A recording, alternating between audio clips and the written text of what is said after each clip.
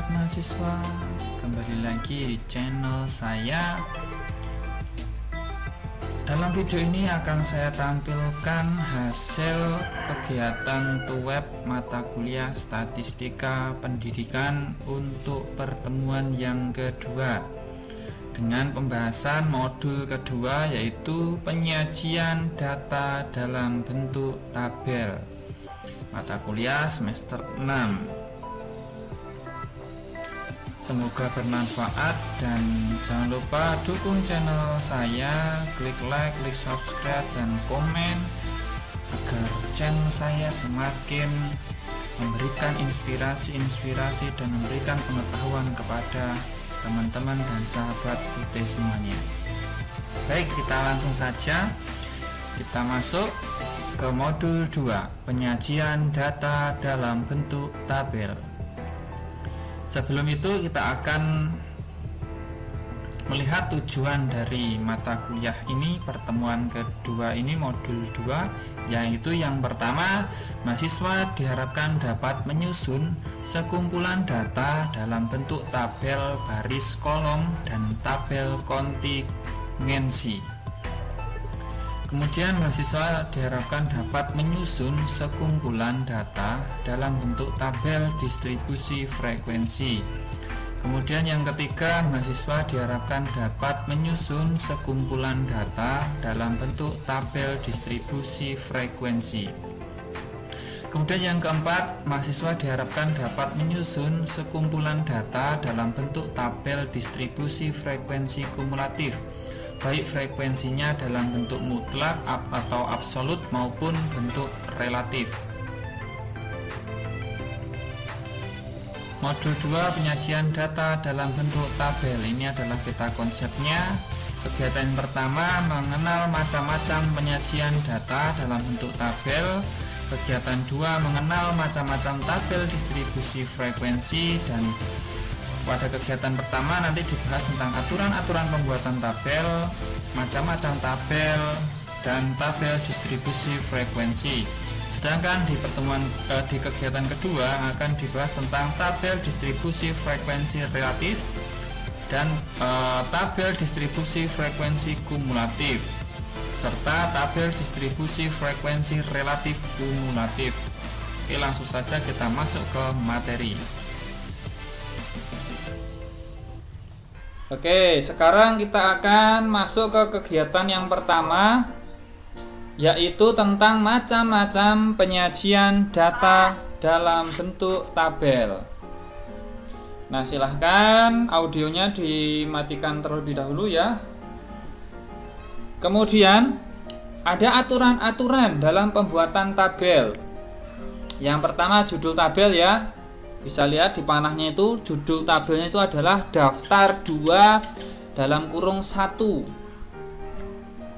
Kemudian judul barisnya yaitu jumlah lulusan mahasiswa S1, D3, dan D2 dari 4 jurusan di FMIPA sebuah IKIP. Kemudian judul kolomnya yaitu jurusan, kemudian S1, laki-laki, P, jumlah, seperti itu adalah judul kolomnya. Jadi judul kolomnya adalah di bagian atas sendiri. Kemudian ada yang selanjutnya yaitu catatan atau sumber, biasanya dituliskan di pojok sebelah kiri seperti ini ya contohnya. Kemudian ada waktu. Ini waktunya kebetulan dituliskan di sini ya, selama 1 tahun. Kemudian ada kategori. Artinya kategori ini adalah di dalam judul kolom itu didahulukan mengenai, misalkan ada kategori laki-laki itu didahulukan daripada perempuan. Kemudian dari besar kemudian kecil, atau yang dari bagus kemudian yang selanjutnya adalah jelek. Jadi seperti itu diurutkan ya. Jadi dari yang terbesar. Ini S1 dengan D3 kan lebih besar S1. Kemudian D3 dengan D2 lebih besar D3. daripada D2. Jadi seperti itu. Kemudian ini didahulukan laki-laki daripada perempuan. Kemudian macam-macam tabel. Macam-macam tabel, yang pertama ada baris kolom, kemudian jenis yang kedua kontingensi, jenis yang ketiga adalah distribusi frekuensi. Kita bahas dulu yang pertama adalah tabel baris dan kolom. Jadi ciri daripada baris dan kolom adalah memiliki seperti ini. Jadi di dalam judul ini ada baris, di dalam kolom ini terdapat judul baris. Jadi seperti ini ya. Ini contohnya. Jurusan, kemudian S1, D3, D2. Dari S1 diturunkan ada laki-laki, perempuan. D3 diturunkan ada laki-laki dan perempuan. D2 juga diturunkan ada laki-laki dan perempuan. Nah, ini adalah ciri daripada baris kolom. Jadi seperti itu ya. Kemudian kita lihat yang kedua adalah tabel kontingensi. Nah, tabel kontingensi ini adalah tabel yang mana lebih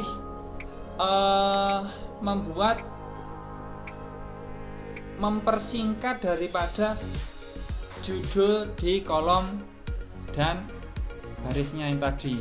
Jika di sini tadi ada S1 ada dipecah dari laki-laki dan perempuan, nah di tabel kontingensi dijadikan satu. Jadi di jumlah datanya ya, yang laki-laki ditambah perempuan, hasilnya seperti ini, menjadi total ya. Ciri-cirinya lebih kepada seperti itu.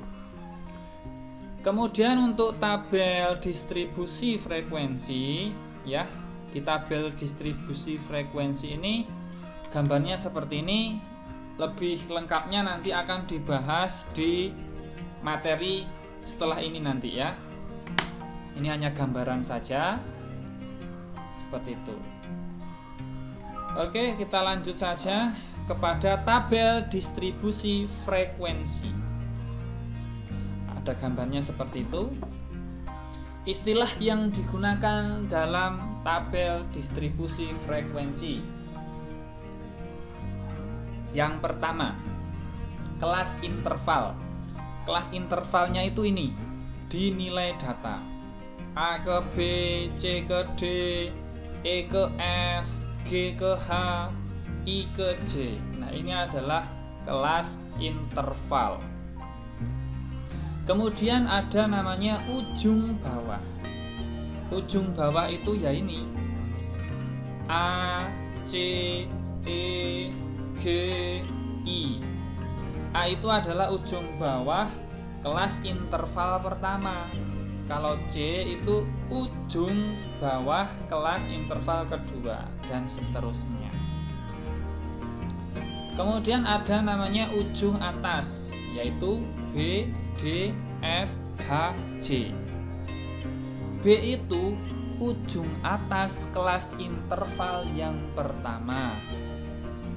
D itu ujung atas kelas interval kedua. F, H, G, dan seterusnya ya. Kemudian ada namanya batas bawah. Nah, ini bedakan antara ujung bawah dengan batas bawah. Ketika batas bawah itu adalah suatu bilangan yang diperoleh dengan cara ujung bawah itu dikurangi ketelitian data yang digunakan. Ya, tergantung berapa ketelitiannya. Namun dalam hal ini kita menggunakan 0,5. Jadi batas bawahnya itu A dikurangi 0,5 untuk interval yang pertama. Untuk interval yang kedua, C dikurangi 0,5. Untuk yang interval ketiga, E dikurangi 0,5 dan seterusnya dikurangi 0,5 di bagian ujung bawah ini ya. Nah, bagaimana dengan batas atas? Batas atas ini adalah bilangan yang diperoleh dengan cara ujung atas ditambah dengan ketelitian data yang digunakan.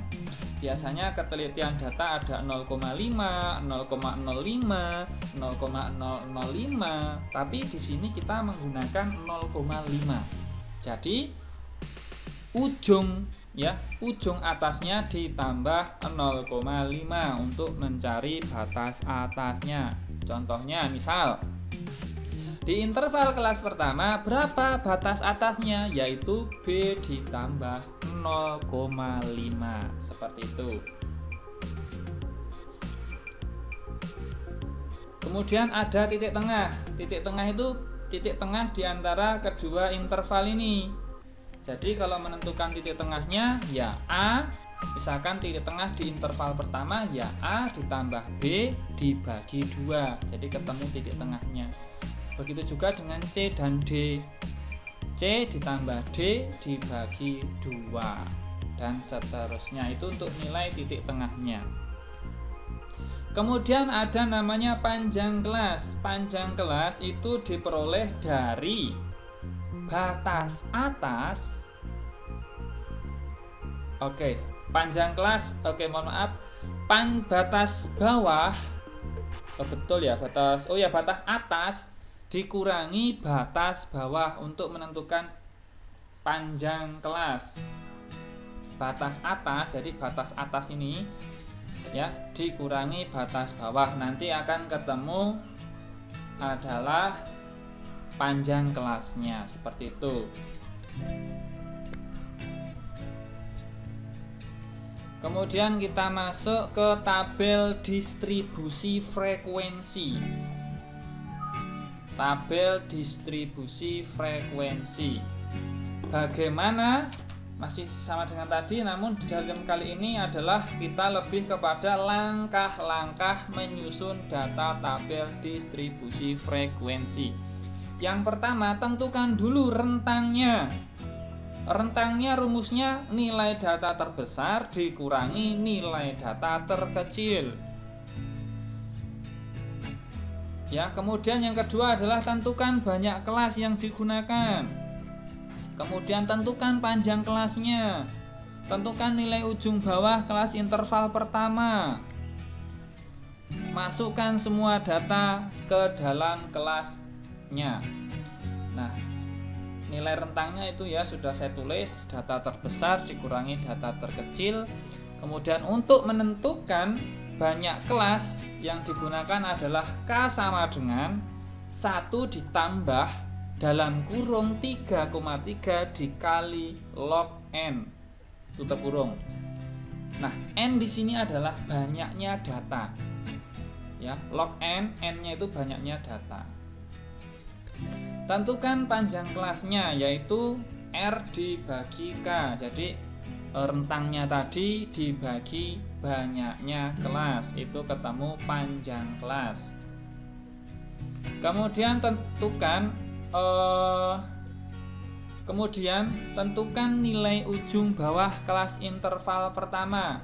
Nah, cara menentukan nilai ujung kelas interval yang pertama adalah kita lihat ya.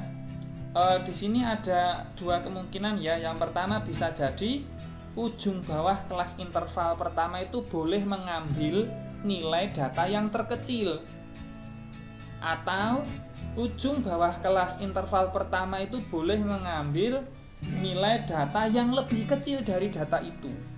Jadi pilihannya ada lebih kecil, boleh mengambil nilai data yang terkecil, atau boleh ngambil data yang lebih kecil dari yang terkecil itu. Ada pilihannya dua.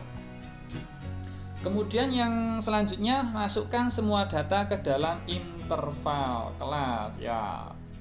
Jadi dimasukkan per kolomnya nanti frekuensinya berapa. Oke, biar lebih jelas kita langsung saja ke contoh ya. Ada contoh berikut. Diberikan data mengenai hasil testamen tengah semester mata kuliah statistika dari mahasiswa program S1 jurusan pendidikan matematika di IKIP. Susunlah data di atas ke dalam tabel distribusi frekuensi dengan panjang kelas yang sama.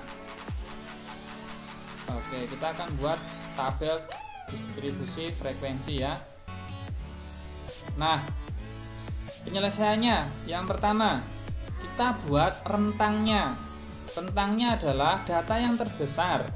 Kita lihat di tabel tadi, data terbesarnya adalah 95, dikurangi data yang terkecil adalah 61. Jadi 95 dikurangi 61 yaitu 34. Kemudian banyaknya kelas. Banyaknya kelas yaitu rumusnya K sama dengan 1 ditambah dalam kurung 3,3 dikali log N. N-nya ada berapa? Banyaknya data di tabel tadi ada sebanyak 40, berarti N-nya 40.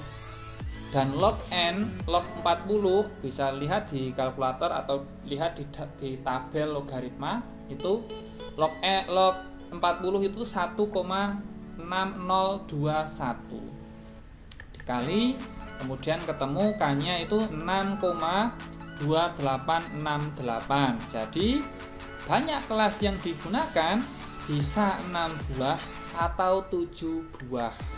Nah, di sini akan diambil banyak kelas sebanyak 7 buah. Ya, kita coba akan mengambil 7 buah karena kelebihan sebenarnya mau 6, tapi 6 nanti.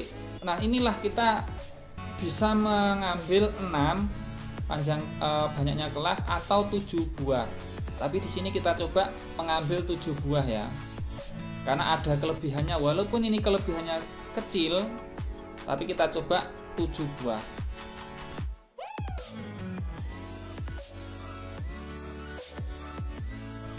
Panjang kelas yaitu P sama dengan R dibagi K, atau banyaknya R tadi 34, kemudian dibagi K-nya itu 7, tadi kita ambil 7, hasilnya yaitu 4,86. Karena datanya dicatat dalam bilangan bulat, maka panjang kelasnya diambil 5. Seperti itu. Jadi panjang kelasnya diambil 5.